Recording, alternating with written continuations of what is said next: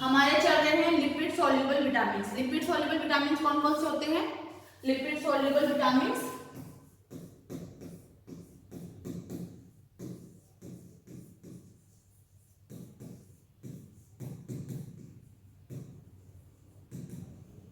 Lipid soluble vitamin कौन कौन से होते हैं?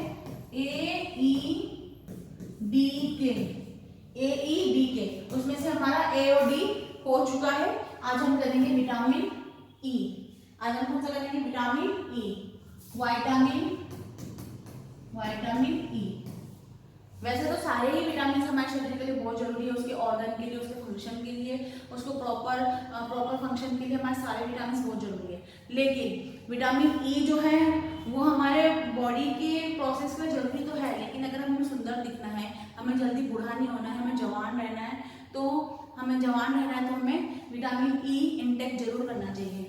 जैसे ये हमारी बॉडी है, ये ह्यूमन बॉडी है, तो यहाँ पे क्या होता है? हमारे शरीर में ऑक्सीडेशन होता है। हमारे शरीर में ऑक्सीडेशन की वजह से क्या होता है कि शरीर में से रेडिकल्स निकलते हैं, जिसकी वजह से सेल्स जो हमारे शरीर में, हमारा पूरा शरीर किससे बना हुआ है? सेल से बना हुआ है। पूरी बॉडी, पूरे अंदर के ऑर्गन सारे सेल से बने हुए हैं, ये तो हम सब जानते हैं। तो क्या करता है? फ्री करता है रेडिकल्स को। ऑक्सीडेशन क्या करता है? रेडिकल्स को फ्री करता है। रेडिकल्स निकलते हैं, जिससे क्या होता है? सेल डैमेज हो जाते हैं। या सेल रिपेयर नहीं हो पाते हैं। कई बार ऐसा होता है डैमेज हुए होते सेल, वो रिपेयर हो जाते हैं हमारे शरीर में, अपने आप शरीर अपने आप उसको ठीक कर देता है और अपने आप। लेकिन जब ऑक्सीडेशन बहुत ज़्यादा बढ़ जाता है तो वो रिपेयर प्रोसेस बंद हो जाता है या स्लो हो जाता है, और सेल डैमेज होते हैं, रिपेयर नहीं हो पाते, या फिर डेड हो जाते हैं। सेल क्या हो जाते हैं? डेड हो जाते हैं। तो जब अब शरीर में सेल जो होते हैं, कोशिका हैं जो जिससे हमारा पूरा शरीर बना है, अगर वही डेड हो जाएगी, वो रिपेयर नहीं हो पाएगी, तो क्या होगा? हमारे ऑर्गन्स धीरे धीरे फेल होने लगेंगे, हमारे ऑर्गन्स धीरे धीरे काम करना बंद कर देंगे। लेकिन वो बहुत लंबा प्रोसेस है। उससे पहले तो हमारे क्या होता है, हमको एक्सटर्नल जो उसकी चीज़ें नजर आने लग जाएगी। मतलब क्या होता है? अब मेरा चेहरा है, अब मेरे चेहरे पे क्या होगा? सेल्स डैमेज हो रहे हैं चेहरे के, तो क्या होगा? तो मेरा यहाँ पे क्या होने लग जाएगा? रिंकल्स नजर आने लग जाएंगे। सेल्स नहीं होंगे तो क्या होगा? वो रिंकल्स क्या हो जाती है? रिंकल्स बनने लग जाएंगे और मैं जल्दी बूढ़ी लगने लग जाऊंगी। तो बुढ़ापा, ऑक्सीडेशन ज्यादा होने की वजह से क्या होता है? जल्दी बुढ़ापा आता है, एजिंग जल्दी हो जाती है। एजिंग इट मीन्स वृद्धावस्था बहुत जल्दी आ जाती है ऑक्सीडेशन से। और ऑक्सीडेशन की सन रेज से बढ़ जाता है। ऑक्सीडेशन सन रेज से क्या हो जाता है? इंक्रीज हो जाता है। यानी जो ज्यादा धूप में रहता है उसको क्या होता है? जल्दी एजिंग आ जाती है, जल्दी बुढ़ापा आ जाता है, रिंकल्स आ जाते हैं चेहरे पर ज्यादा, और यहाँ तो क्या हो जाता है? डार्कनेस, काला पड़ जाता है चेहरा, डार्कनेस होने जाते हैं। मतलब क्या होता है? सेल्स डेड हो रहे होते हैं, चेहरे की चमक चल जाती है, उसको ऑक्सीजन प्रॉपर जो होता है वो मिल नहीं पाता, वो इतना ज़्यादा एक्सेसिव हो जाता है कि वो उसको मारने लग जाता है, उसको प्रोटेक्ट करने की जगह उसको हार्मफुल होने लग जाता है। तो उससे फिर ऑक्सीडेशन से क्या होता है? फ्री रेडिकल्स होने लग जाते हैं और इससे ये होने लग जाता है। तो एजिंग और वृद्धावस्था जल्दी जाती है, रिंकल्स आ जाते हैं चेहरे पर, रिंकल्स आने लग जाते हैं और डार्कनेस आने लग जाती है। मतलब इंसान जल्दी बूढ़ा लगने लग जाता है। अगर हमें जल्दी बुढ़ापा नहीं चाहिए तो हमें विटामिन खाने चाहिए। अच्छा, जो ये ऑक्सीडेशन को रोकता है, जो ऑक्सीडेशन को रोकेगा, तो उसको क्या बोलेंगे? हम आगे एंटी लगा देंगे। तो एंटीऑक्सीडेंट विटामिन कौन सा होता है? तो एंटीऑक्सीडेंट विटामिन है हमारा विटामिन। वैसे तो और भी विटामिन है, सबसे ज्यादा हमारा एंटीऑक्सीडेंट जो विटामिन है वो क्या है? Vitamin E. आपने देखा होगा मार्केट में विटामिन ई के कैप्सूल्स मिलते हैं, वो छोटे छोटे ग्रीन कलर के, जो चेहरे पे लगाते हैं। ब्यूटी प्रोडक्ट्स होते हैं, उसके ऊपर लिखा हुआ होता है विटामिन ई है अंदर, एंटीऑक्सीडेंट चीजें हैं इसके अंदर। इसका मतलब क्या है? वो बताते हैं हमको विटामिन ई है इसके अंदर। यानी विटामिन ई हमारी ब्यूटी के लिए बहुत अच्छा होता है, एंटीऑक्सीडेंट। और कौन से विटामिन है एंटीऑक्सीडेंट? ऑक्सीडेंट और कौन से विटामिन से?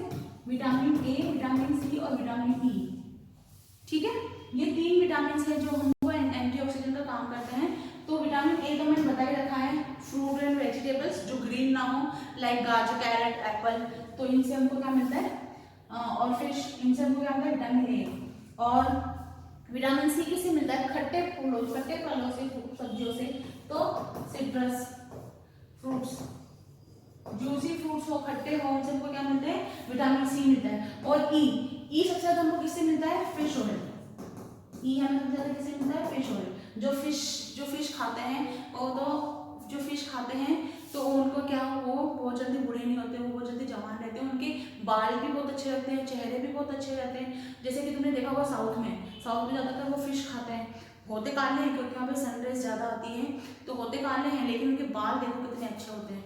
क्यों होते हैं, क्योंकि वो फिश इंटेक करते हैं ज़्यादा, तो उसमें क्या होता है, विटामिन ई होता है। जो फिश का जो लीवर होता है, जो उसके अंदर जो कोलेस्ट्रॉल जमा हो जाता है, तो वो जो ऑयल बनता है ना, तो वो ऑयल, फिश ऑयल वो होता है, फिश ऑयल वो सबसे ज़्यादा अच्छा होता है। तो अब तो फिश ऑयल के कैप्सूल्स भी मिलते हैं मार्केट में, कैप्सूल्स भी मिलते हैं, और लोग बोलते हैं हम वेजिटेरियन हैं लेकिन फिश ऑयल के कैप्सूल्स खा रहे होते हैं, तो कोई भी आज के टाइम में वेजिटेरियन नहीं है। अच्छा, तो हमारा सबसे ज़्यादा एंटीऑक्सीडेंट विटामिन कौन सा है, सबसे ज़्यादा एंटीऑक्सीडेंट विटामिन है विटामिन ई।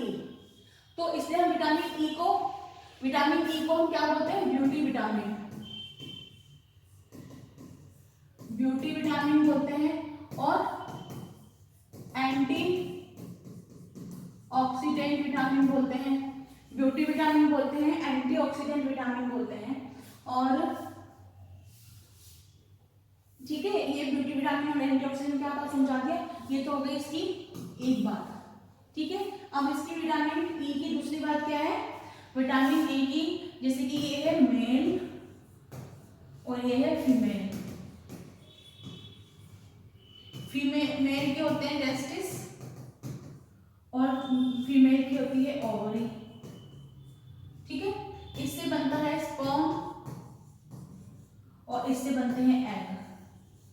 ठीक है, इनके मिलन से होता है रिप्रोडक्शन।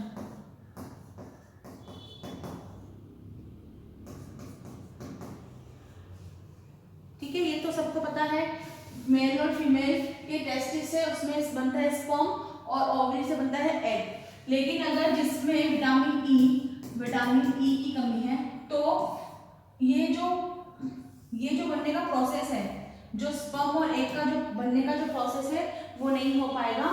तो विटामिन ई क्या होता है, स्पर्म बनाने में और फीमेल का एग बनाने में, दोनों के लिए विटामिन ई बहुत जरूरी है। तो अगर विटामिन ई की कमी होगी तो मेल में क्या आ जाती है, स्टेरिलिटी, जिनको हिंदी में नपुंसकता बोलते हैं, और फीमेल में भी आ जाती है स्टेरिलिटी, जिनको हिंदी में क्या बोलते हैं, बांझपन। मतलब जो फीमेल होती है वो बच्चे पैदा नहीं कर पाती, और जो मेल होता है वो भी बच्चे पैदा करने में असमर्थ होता है, तो स्टेरिलिटी आ जाती है, क्योंकि ये रिप्रोडक्शन के लिए बहुत जरूरी विटामिन है। इसलिए इस विटामिन को उसको स्टेरिलिटी को रोकता है, रोकने के लिए हम क्या लगाते हैं, एंटी। तो इसलिए ये क्या होता है, एंटी स्टेरिलिटी विटामिन भी है ये। 3 नाम हो गए इसके, ब्यूटी विटामिन और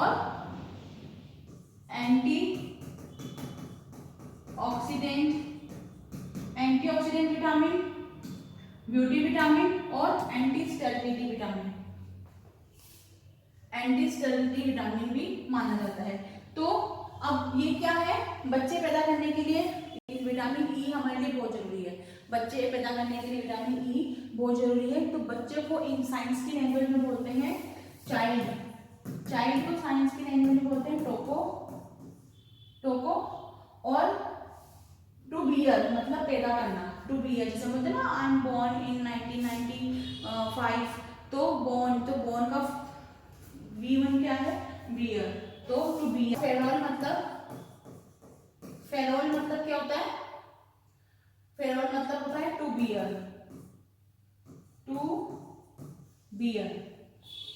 फेरोल मतलब क्या होता है, टू बियर, मतलब इसका एक और नाम क्या हो गया, टोकोफेरोल